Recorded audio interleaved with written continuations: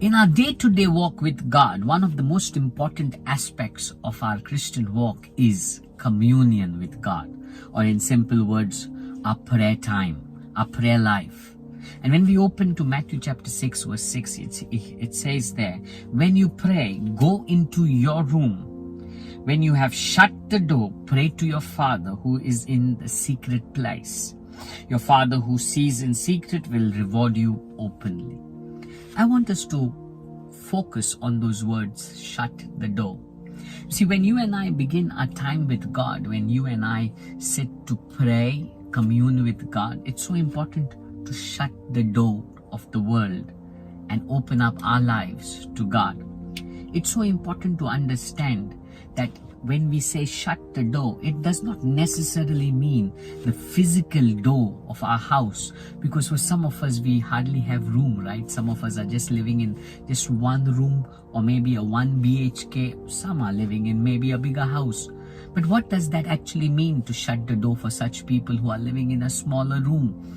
Well, that means to shut the door to the world, shut the door of your mind, so that there is no one else who has access to you but God and God alone.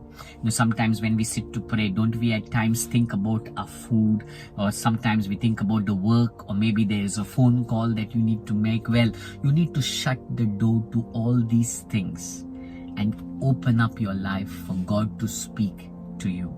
So whenever you want to sit to pray and talk to God, whenever you desire to commune with Him, it is so important that you shut the door to the world. Shut the door to that work that calls you. Shut the door to that work of your children or your husband or your wife. Shut the door to maybe that thought that constantly is nagging you, or maybe that pain that keeps taking your mind away from God. Shut the door to all these things and keep your eyes fixed on God.